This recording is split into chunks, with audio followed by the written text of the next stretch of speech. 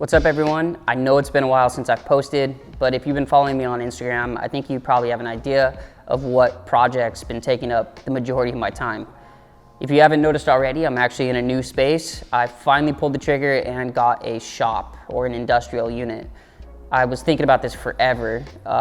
It's been years and years since I wanted like a legitimate shop, and I saw this listing, talked to the real estate agent, and did everything I could to get this place, and I got it. I signed a 3-year lease. It's 1,600 square feet. It's got a loft, it's got a bathroom and an office, which I'll turn into like an editing bay, so I can just kind of knock everything out under one roof and kind of make this just like my place of business.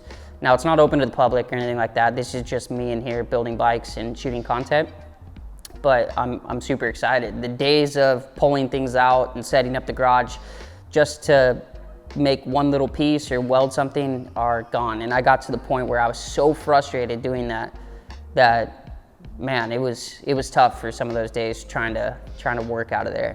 Not to mention that I have a full-time job, and so my working hours really were like 4 to 6 p.m.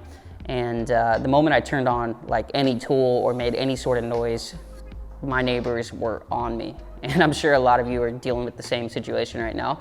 But the garage got me by for many years. And the one thing that I kept running into was power. Now, a typical garage has 110 volt power.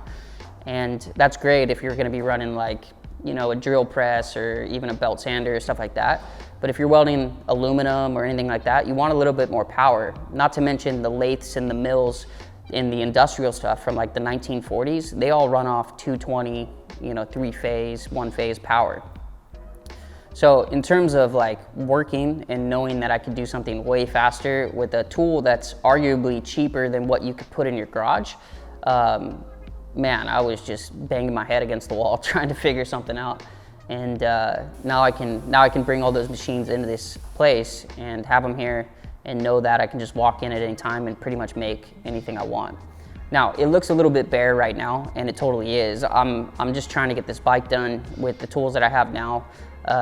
It's supposed to be done in June, and you know, June's right around the corner in terms of building a motorcycle. So yeah, I'm just kind of getting by with what I have now, but the plans I have for this place are really cool, I think. I want to make this more of like a hangout area for me and a couple of my buddies, and I also want it to look nice on camera, so I'm going to have, you know, cool artwork and things around the shop that really look good on camera, and not to mention all of the industrial tools that I would need to make a complete motorcycle from scratch.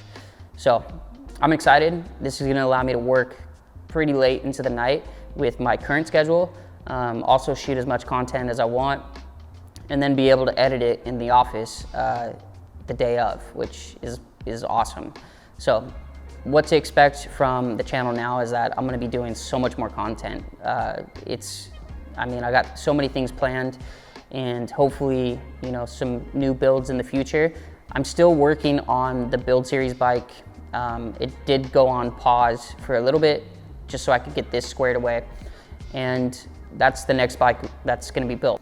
Stick with me. I really appreciate all the followers and the subscribers who have already subscribed to the channel. If you're new here, please be sure to hit that subscribe button and the like button, because it really helps with the algorithm and it pushes it out to more people that are into motorcycles. So let's do a little shop tour and I'll show you what I'm working with. All right, so starting at the back, there's a huge roll-up door, which is amazing. That's gonna be really great when I get some of these machines that, you know, are massive and need to be backed in here. I got all my tools basically from the garage kind of set up here in a way that is easy to work, and I can just run over and turn them on. Over here is my 20-ton press. This thing is great. I mean, it's cheap, but it's great. If you need to press any bearings or anything like that, it's pretty good. You can get them for like $300 or something, but I think every shop needs one, especially engine work or seals or even bending metal. Like, there's so many things you can do with a press. Got some material over there, a shitty welding table. The thing is absolutely useless for any type of welding. The fact that it's metal is the only reason I keep it around. And yeah, I just picked up this JD2 or JD squared tube bender, which I've been trying to get one of these things for a long time. They're pretty pricey. I actually found a deal. The guy was letting go of the stand, the bender itself, and a 1.75 die set for it. So it's been pretty cool. This is the newest addition to the shop, which is my Everlast inverter welder. This thing is an absolute beast. Like, it does everything. It does aluminum, stainless, steel, whatever you need to weld. This thing is crazy. It's got so many controls for upslope, downslope, you know, AC stuff, AC frequency, pulse, everything. It's amazing. And man, did I need a good welder. So over in the center here is kind of two really terrible IKEA tables that I've been using just kind of as like a surface to work on. I think they're actually made out of recycled Coachella wristbands because they are very unstable, and I think the top is probably 1 millimeter thick. Over here, some of the parts for the monster bike. That exhaust, that was a really cool build. It gave me a lot of trouble in trying to figure out how to route the exhaust. If you haven't seen it, it's pretty wild. It kind of intertwines between each other, and yeah, I'm excited to see that on the finished bike. So it's cool.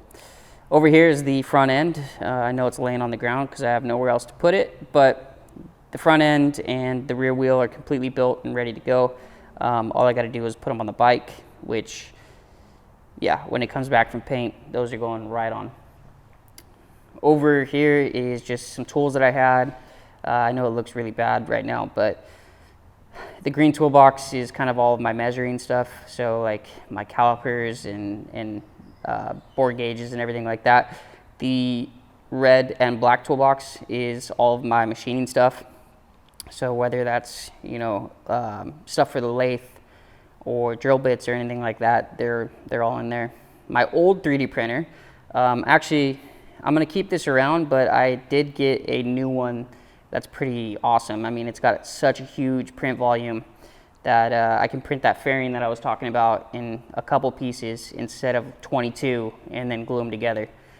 I got my trusty benchtop lathe, and I'm not even gonna tell you where it's from because you can probably already tell. But man, I mean, for 700 bucks or whatever it was at the time, like, I've done so much with this lathe and worn it out and broken gears and 3D printed gears that for little stuff like spacers or custom, you know, brackets or anything like that, like, this thing rips for a shitty lathe. So, but yeah, this is something that I'll probably keep around for little stuff, but I am gonna eventually replace it with a big engine lathe that can probably take off the entire amount of material I can spin on this one in one go. So, got a trash can and a shitty compressor that's useless. Over here, this is probably an invaluable tool in the shop. This is my shear. I use this for cutting out sheet metal or anything like that.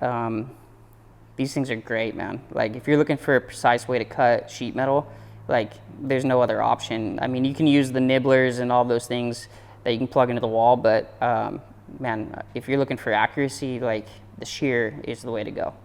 That's the CB550 engine. That thing's completely built and ready.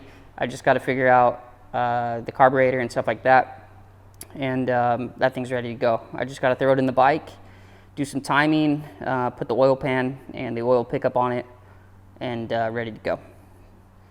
It's a mess. A couple drills, some really bad drill bits, and I got my computer over here, some rags, stuff like that. Now, this is my toolbox from the garage, and this thing's great. I don't know, I've never heard of the company before, but Trinity is the toolbox that I got. I actually got these in LA from some sketchy dude, I think in Pomona, and it's got a dent on the side, so it was like $200 cheaper, but this thing's kind of done everything that I needed to do. It's great build, and stainless steel, which is great. Up here, some artwork, some pictures that I've had, some builds from the past, Amber 2 right there, and then up top is the CB750 that I named ND1 after its owner. We got the new Steve McQueen Custom 500 right there. That's a replica helmet that he wore back in the day. Over here is just a little kind of hangout area. I got 2 little couches and a rug that's weirdly placed, but my plan is for this is to have the mill kind of sit right in that corner right there, and that's going to be like my machining area, and then towards the back of the shop will be like grinding and all that other stuff where it's dirty, and I can kind of keep like the roll-up door open so all the dust kind of goes outside. Now the loft up top right now is unusable, and I nearly broke my camera trying to bring it up there on this little ladder. And I was thinking that I'm gonna make a stair set that kind of like either goes off the side here and goes up there and make that a lounge area up top. Probably put a couch and some plants and things like that, just so it looks nice and is an area to kind of chill if I'm not working. But it's really cool to have that space up there. Actually, I mean, even what comes to the top of my mind is having part storage up there. But in its current configuration with that ladder, it's nearly impossible to get anything up there. So I got to figure that out in the future. This is a grid light or octagon softbox that I use for some of my interview stuff. I don't know. The thing is with YouTube is like you go down these rabbit holes where you think you need all this gear, and realistically you don't. You just kind of need to figure out how your camera works and natural lighting. And I've been struggling with like buying new gear and you know, just spending a lot of money on camera stuff when you really don't need it. All right. So here's the bathroom, and I'm not gonna really get into detail here, but like pretty basic bathroom, nothing special. Might put some photos in there. And then we are going into the office. Now the office is really cool for me because you know, I do plan on editing a lot of content. So to have this be, you know, a spot where I can kind of come in here, edit, do everything that I need to do on the computer, and keep it away from my house and keep my house just kind of like a living area only. I'm excited for that. We got a heater from the 1920s, it looks like. I'm not even sure if that thing works, but yeah, I think it just is a decoration at this point, and probably why the rent is so expensive here. So that's kind of a rundown of the shop. I really love the fact that this shop has a skylight, because for shooting video or anything like that, just having that light come through, especially on my like working area right there, it really makes for some cool videos. And yeah, it's much better to have kind of natural light, especially when you're color grading or something like that. So yeah, this is a tour of the shop. You know, not much to it right now, but I think the potential's there, and I'm really excited to see everything come together, and hopefully have a little bit more time to kind of dial this place in. So this is the monster build that I have up there right now, and I spent a lot of time getting this frame. Let me get this thing to focus. Getting this frame to where it's at right now. I know it looks like nothing, but a lot of the work is in the rear section of the bike. It's got custom tabs and everything for the side covers that will fit in that back triangle. The swing arm was modified just a little bit, cleaned up and shaped, and then some of the brackets for like the horn and other things were shaved off of it. So I have a meeting with them next week. We're going to discuss the color and the product alignment for this bike, and yeah, I can't wait to put this thing together. Most of the parts are already done, and so it's going to go together really quick. The seat, if you know of an upholstery guy, please drop it in the comments. I got a couple on hand, and they're great. They're awesome. But you know, I'm open for suggestions. If you have someone that's really, really good at what they do, I'd love to talk to them. So yeah, stay tuned. There's going to be a lot more content, like I said previously, coming out of this shop, and I can't wait to see what the future brings. So yeah.